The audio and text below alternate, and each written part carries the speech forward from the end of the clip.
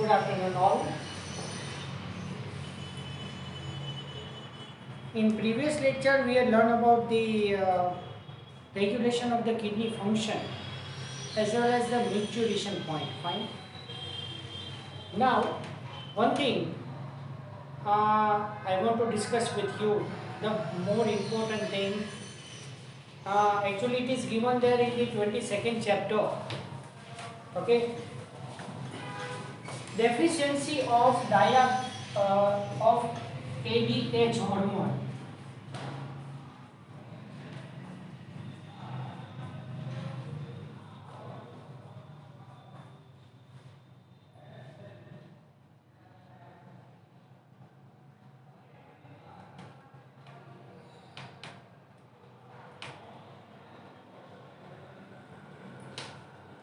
Yes, you search the deficiency of the ADH or vasopressin in the 22nd chapter, that is given there in the posterior pituitary gland, the end portion of the pituitary gland.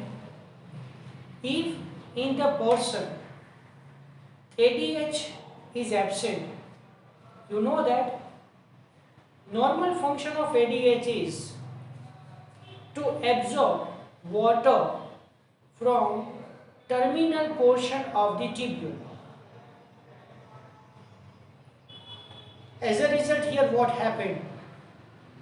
Due to ADH deficiency, no reabsorption of the water from collecting duct, so very large amount of the water is excreted out through urine.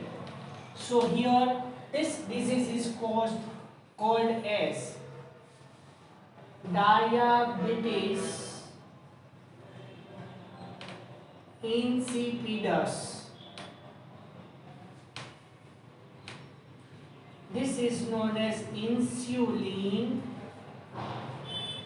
independent.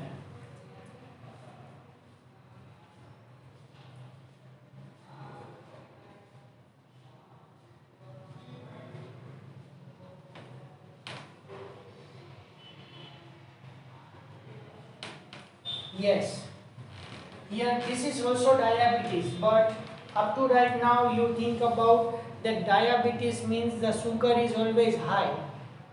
Here in this type of the diabetes there is no relation of the sugar level in the blood, but due to deficiency of the ADH, person release more amount of urine. So here main symptom is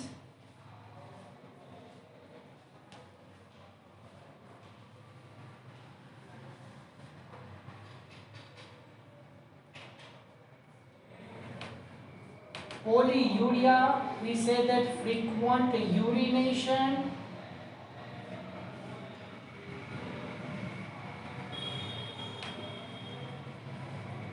excess amount of urine is excreted.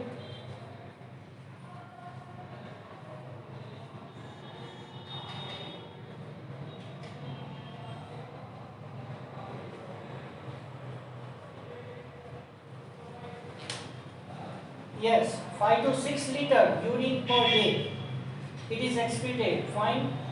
Frequent urination, more urination, the large amount of the urine is excreted outside of the body. 5 to 6 liter urine per day abnormally. And along with that, here another symptom is dehydration. Yes, so here two ways are there to treat the disease. Number one, advise the person to take more amount of water to fulfill the excess loss of the water.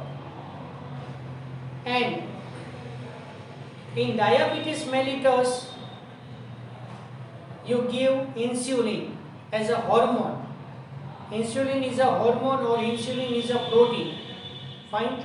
So similarly, when we will give the insulin to the diabetic mellitus patient, Similarly, we have to give the ADH hormone to the patient. Fine. So here the person's blood sugar level is normal. Fine. But this is an important point, that is diabetes insipidus. Fine. Okay. Now, role of other organs in excretion. Let us discuss in detail.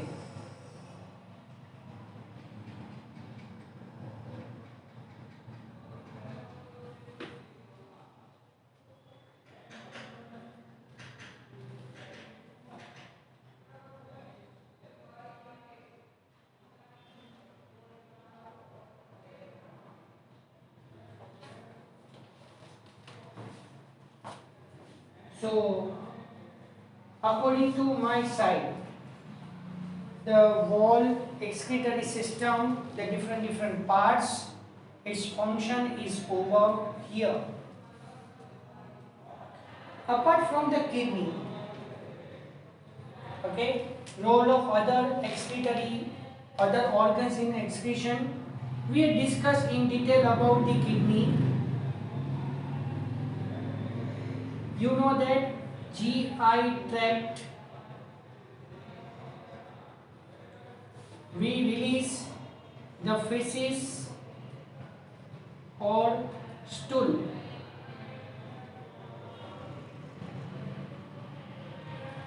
Fine.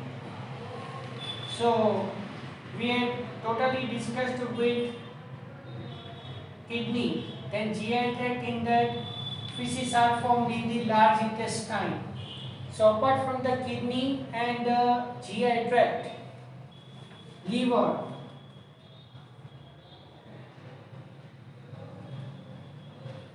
also remove the waste products, as well as lungs and skin. Okay. So apart from this, I want to discuss in detail about the lungs, and then skin. See in textbook, lungs remove large amount of CO2. So let us discuss about the lungs.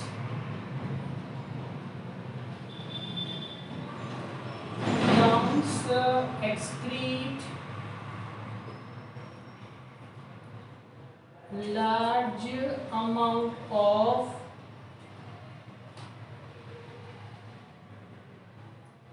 CO2. Here three values are there. 200 ml per minute or 18 liter per hour or 432 liters per day.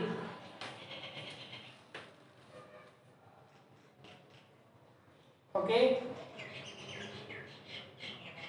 whatever value you count that here, per 1 minute 200 ml water CO2 is excreted. So 1 hour 60 minutes, 60 into 200, fine, 18,000 ml is there. So 18,000 ml, that is 18 liter, and 18 multiplied with 24, you obtain the answer 432 liter. So whatever value you remember, it is fine.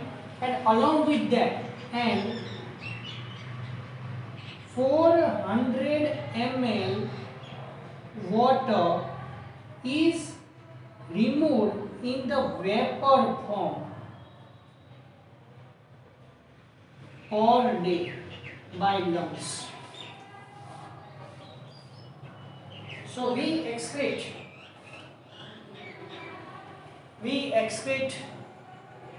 200 ml per minute, 18 liter per hour or 432 liters per day carbon dioxide by our lungs, as well as during whole day we excrete 400 ml water in the vapor form. Liver, largest gland of the body. It secretes bile-containing substances like bilirubin, biliverdin, cholesterol, degraded steroidal hormones, vitamins and drugs. All these components are excreted out through the waste products, digestive waste products. Now,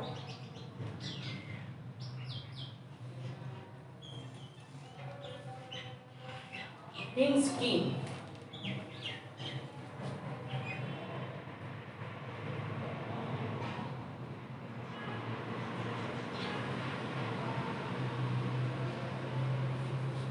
two glands are present.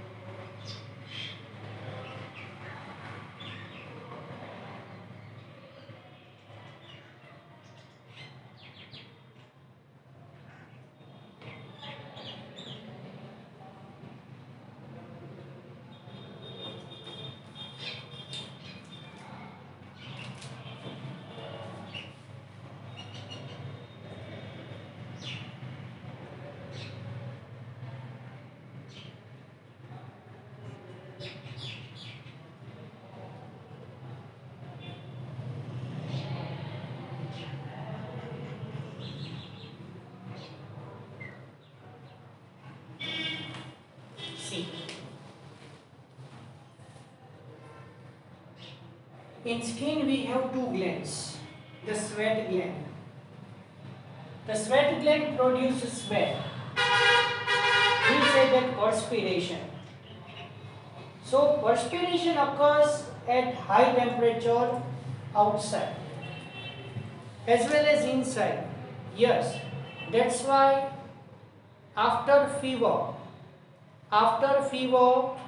we got perspiration.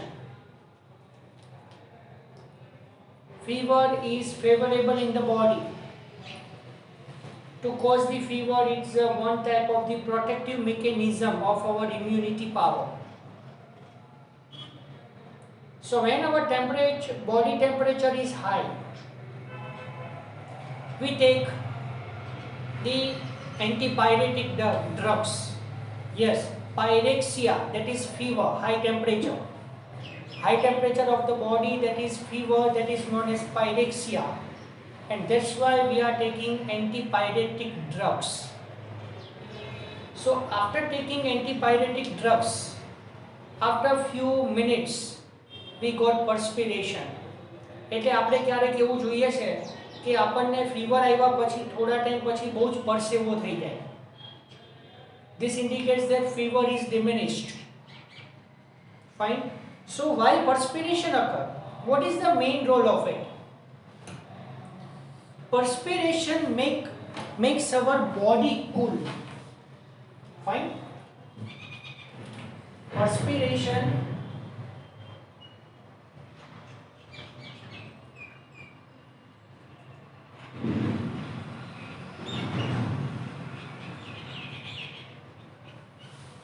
makes our body cool.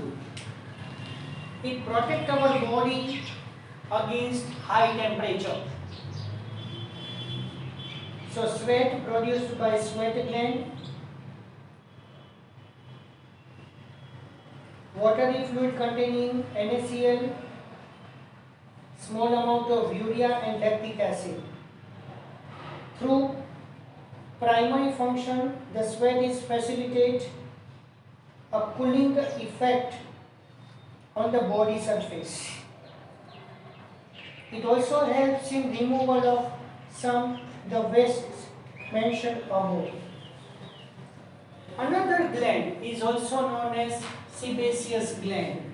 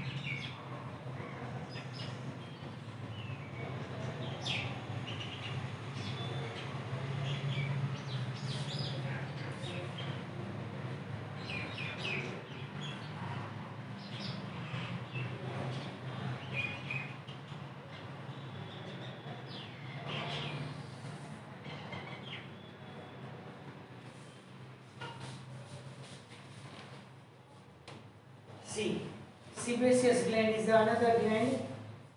Eliminate certain substances like sterol, hydrocarbon and waxes. Okay, so here sebum components are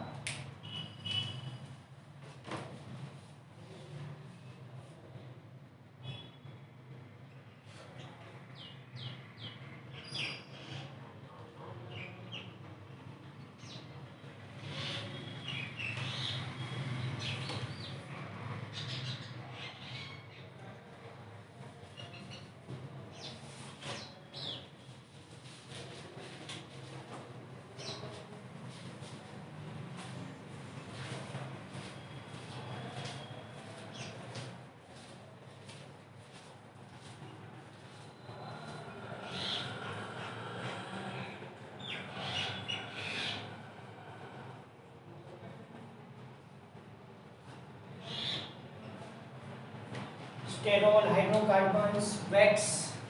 These all are lipid components.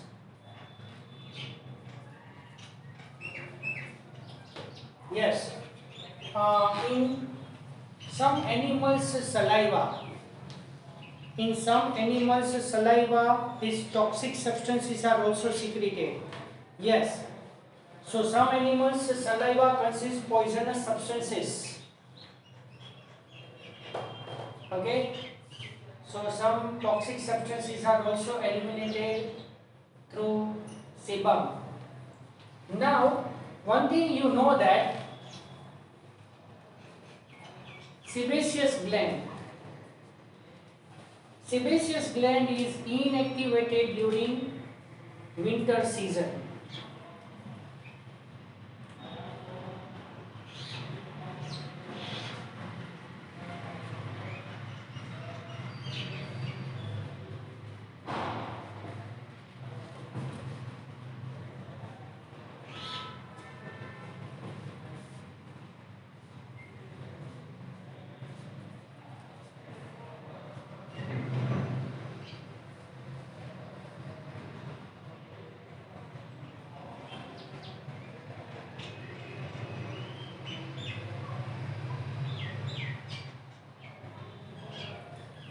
Yes, at a low temperature.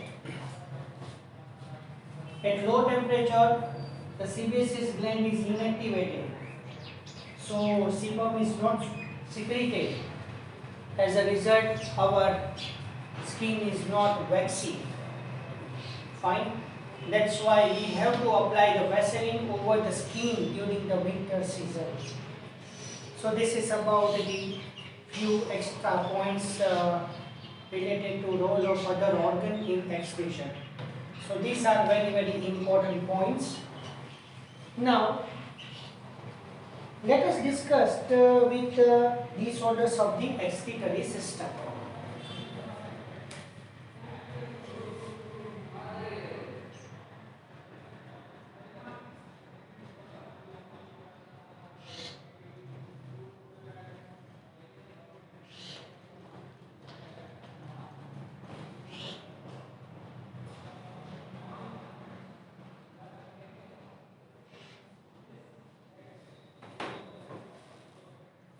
first disease is known as uremia.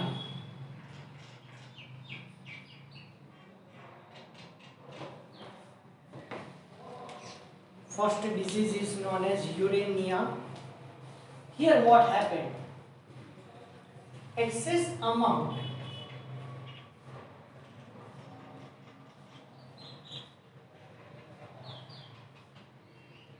of urea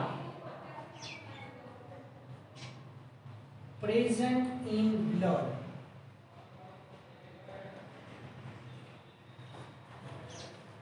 yes, excess amount of urea present in blood. So you know that we excrete 25 to 30 gram urea per day, and little bit amount of urea is also present in the blood.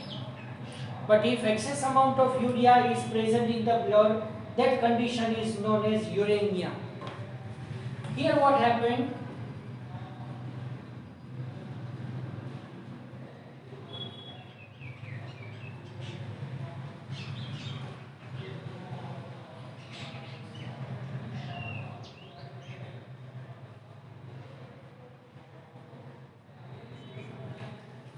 Both the kidneys are failed. So now, in this condition, we required the donor's kidney, but we can't obtain the donor's kidney immediately. So here, to treat the uremic patients, we have to use hemodialysis.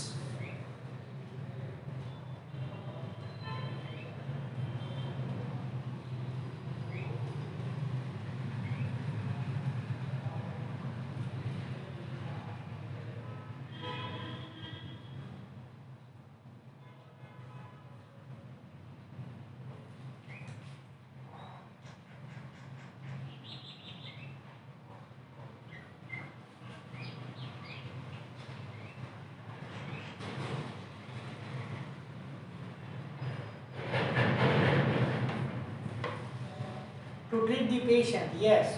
Here, wait for donor's kidney. So, our kidneys are failed. Now we have to wait for the donor's kidney. So, in between that time, we have to move on or think about the hemodialysis. In short ways, we say that dialysis. ઘણી વખત તમે સાંભળ્યું હોય કે dialysis ઉપર રાખ્યા છે. So the person can be put on the dialysis treatment. His or her kidneys are unable to functioning very well. Fine. So here what happened in the hemodialysis process? Hemodialysis process, in that one large machine is there. And in a large machine, highly coiled tube is there. See, hemodialysis acts as an artificial kidney. So in that big machine, highly coiled tube is there. So just I am describing in detail about the hemodialysis. Okay, coiled tubes are arranged inside it, known as cellophane tubes. Fine. Cellophane tubes in highly coiled manner. At one side, from one ending of the tube, we introduce the affected blood. We introduce the affected blood in the machine. So in machine, two chambers are there. In machine, two chambers are there. Wait, just I am drawing the diagram here of hemodialyzer machine.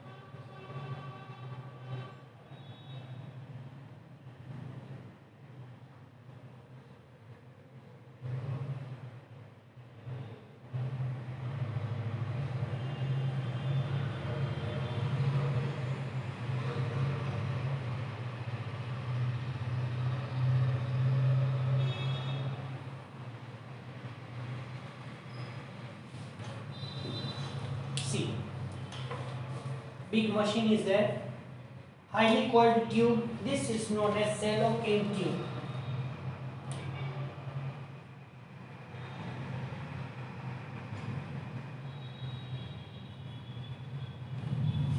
Here two chambers are there. So in two chamber, the fluid is filled there.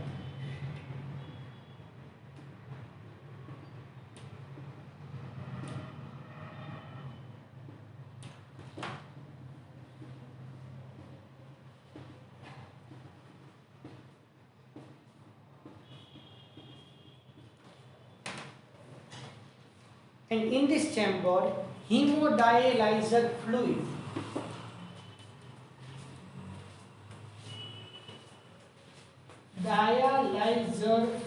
is filled.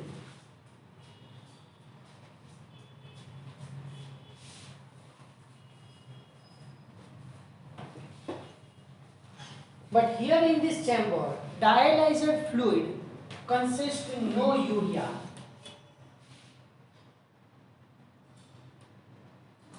And here it consists the urea. Wait. Okay. Again, this is the hemodialyzer machine. And in machine, highly coiled tube is arranged in such a way, just like a kidney structure. That's why hemodialyzer machine is known as artificial kidney. Fine. And here highly coiled tube is attached, known as cellophane tube. Now, this is the arm region of the person.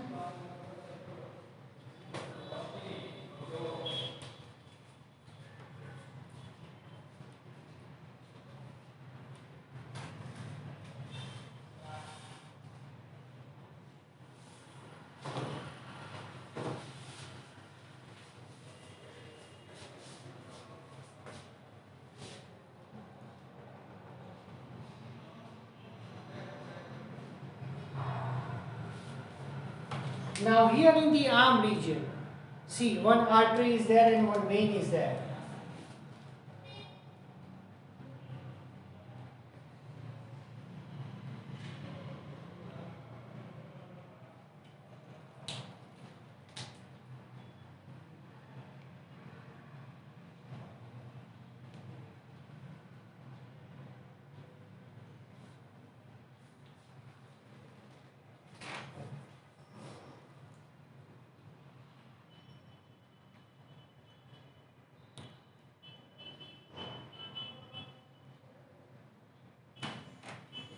Okay. Select any artery or any vein of the person.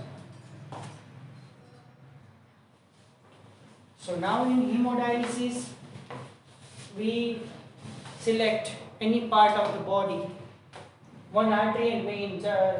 For mostly we use the arm one. Fine.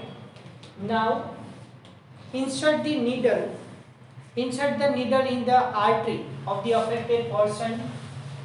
Fine. Connected it with the connective tube, and that tube is connected to the cellophane tube of the machine. Okay. Introduce the needle in the artery of the patient, uremic patient, then connect it to the tube, and that tube is connected to the machine. Fine. But here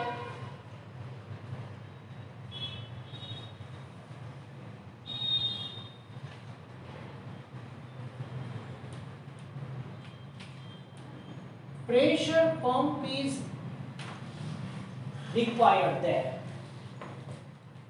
Why? Because the blood is coming outside from the artery. Yes, this is the cellophane tube. Continued with that. This is also cellophane tube that connected to the machine. Fine. So insert the needle in the artery, and that cellophane tube is initially attached with the pressure pump. Why? Because now the blood comes outside from the artery, so there is no blood pressure. So to maintain the normal blood pressure pressure pump is attached there. And another point important here, add heparin inside it. Dear all students, now listen carefully. Initially, we add heparin. Person has heparin in the blood, but along with that we add little more of heparin in the blood to prevent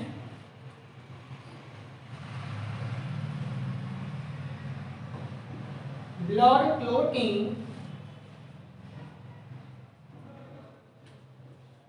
in machine. Okay, so with the help of pressure pump we maintain the blood pressure as well as we add the heparin, so there is no clotting of the blood in the machine. Now we are talking about the dialyzer fluid. The most important point, dialyzer fluid is formed in such a way that it is similar to blood plasma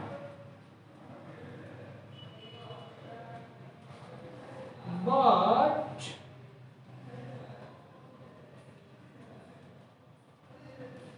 lack of urea.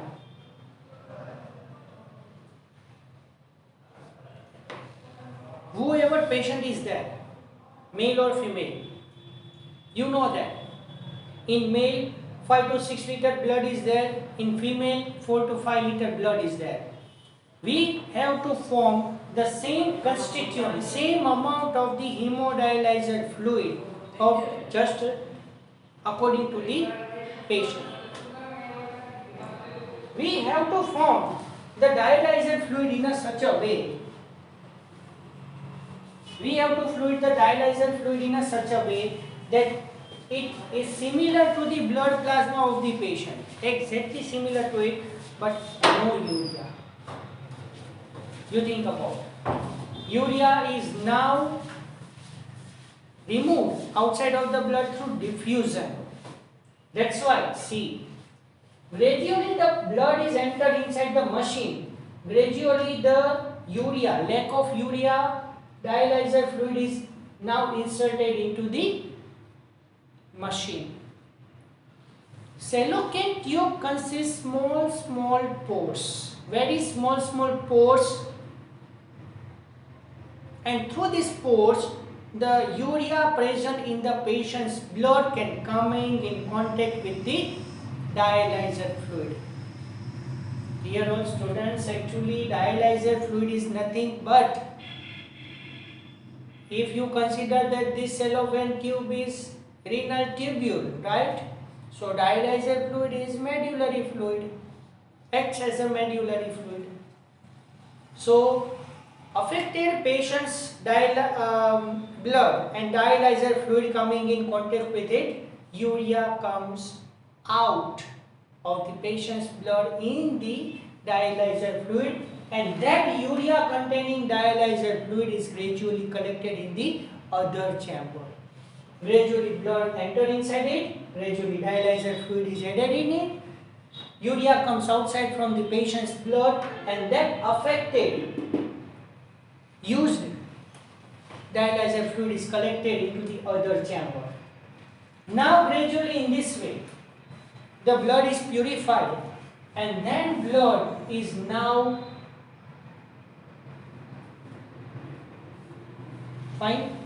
coming outside from this cellophane tube. So I can give the direction here in this way.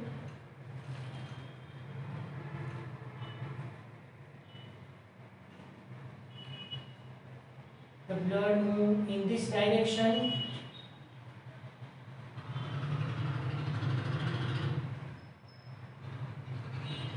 Fine.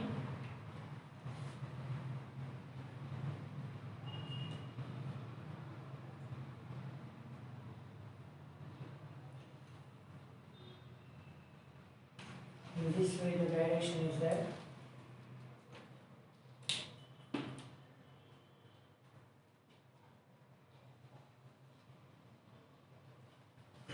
Connected with the vein of the patient. But here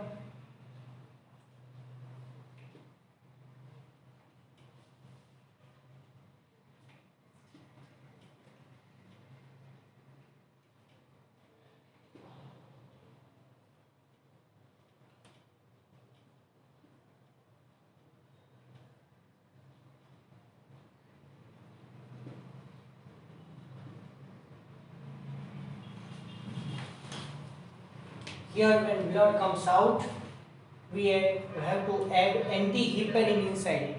The amount of heparin we had added here, the same amount of anti-heparin we have to add here. Why? To regain, to give or to regain the clotting property of the blood.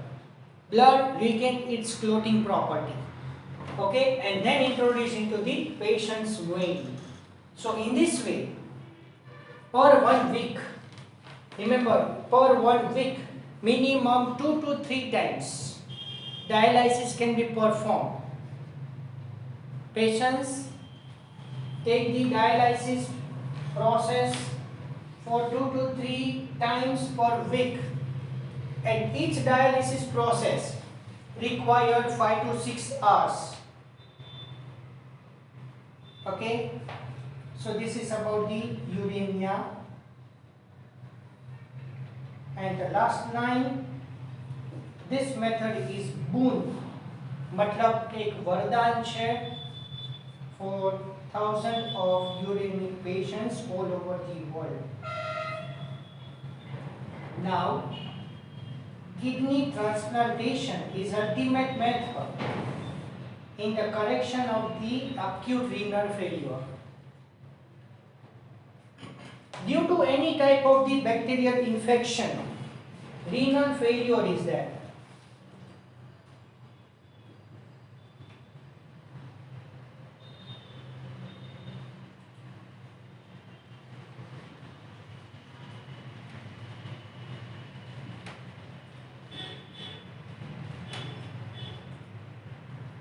Due to bacterial infection or due to expiratory tract infection, any type of expiratory tract infection,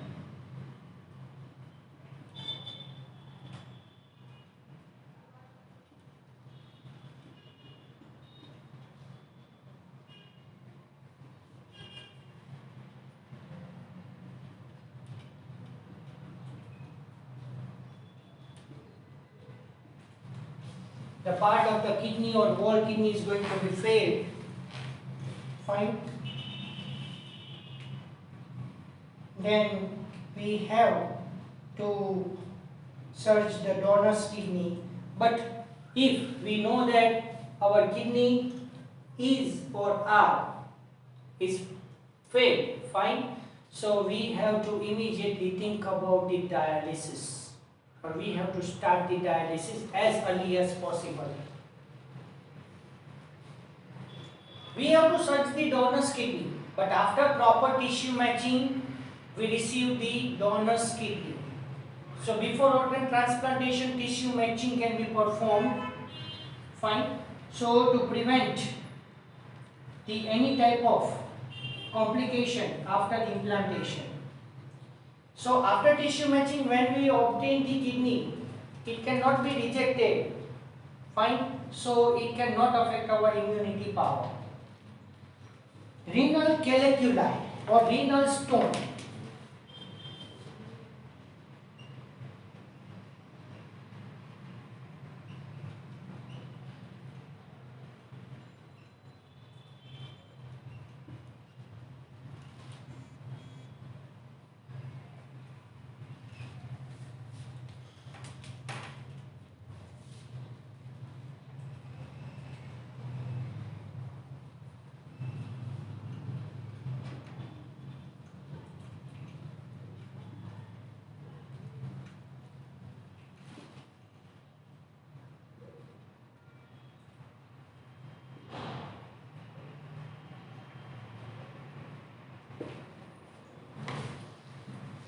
Renal calculi or known as renal stone.